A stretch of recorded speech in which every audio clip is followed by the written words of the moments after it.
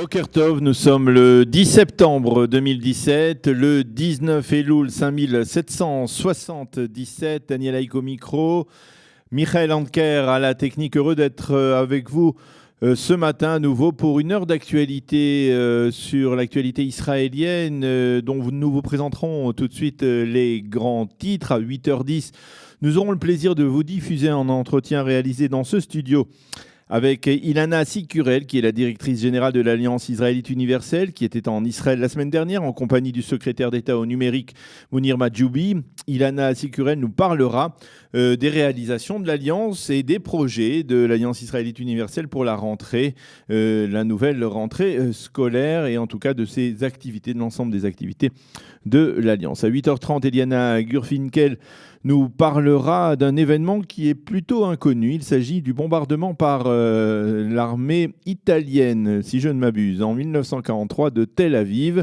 Elle nous expliquera exactement de quoi il s'agit et dans quel contexte, bien entendu, s'est déroulé ce raid aérien. À 8h40, je vous présenterai la revue de la presse et des médias israéliens.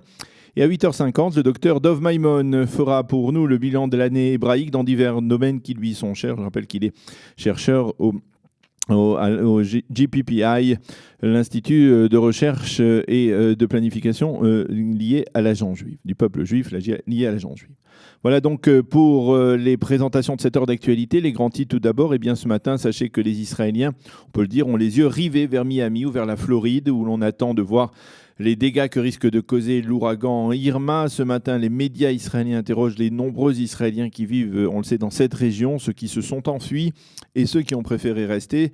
Selon la météo, l'ouragan devrait frapper plutôt la côte ouest que la ville de Miami et il s'est quelque peu affaibli après avoir causé, on le sait, de très sérieux dégâts à Porto Rico, à Cuba et dans les Antilles françaises. Le second titre qui attire l'attention ce matin, c'est le fils du Premier ministre israélien, Yair Netanyahou, qui a suscité la polémique en publiant une caricature que le Yediot Aharonot qualifie d'antisémite. Sur cette caricature, on voit George Soros, le milliardaire juif américain, qui est accusé souvent par beaucoup de consacrer sa fortune, au moins une partie importante de sa fortune, à déstabiliser les régimes européens conduits par la droite et par la droite nationaliste et qui financent une partie, dit-on, du boycott contre l'État d'Israël. On voit donc George Soros actionner Ehud Barak, Eldad Yaniv et Meni Naftali pour tenter de faire chuter le gouvernement de Binyamin Netanyahou.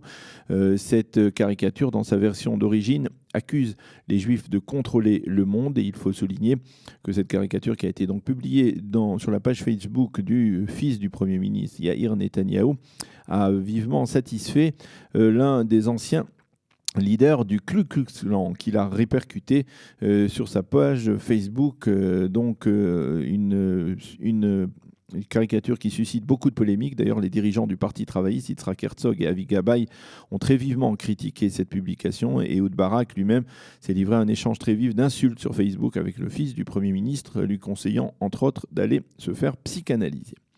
Et puis ce matin, la confirmation de la décision du conseiller juridique du gouvernement d'inviter Sarah Netanyahou à comparaître devant lui pour une audience spéciale à l'issue de laquelle il devrait inculper l'épouse du Premier ministre de fraude et d'abus de confiance dans le dossier des repas gourmets qu'elle avait commandés à la résidence sur le compte de l'État.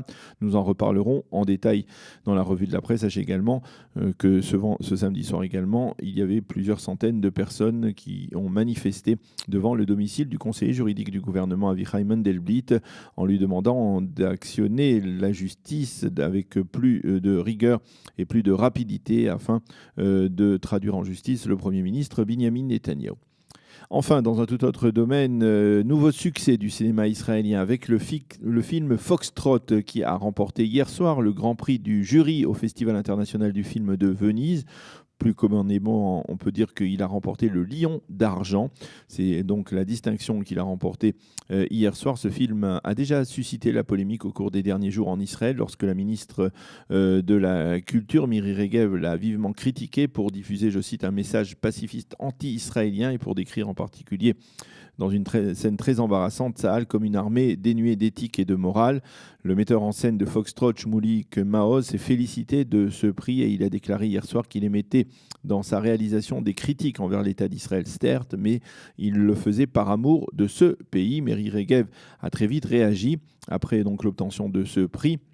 en affirmant que ce prix prouvait qu'il ne fallait pas subventionner des films qui servent ensuite la propagande anti-israélienne et le BDS. Fin de citation.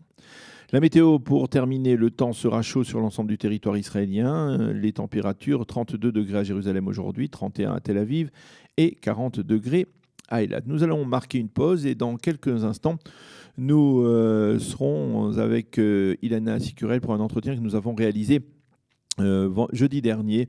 Ilana Sicurel qui était en Israël pour quelques jours, en particulier dans le cadre de la visite du secrétaire d'État au numérique Mounir Majoubi.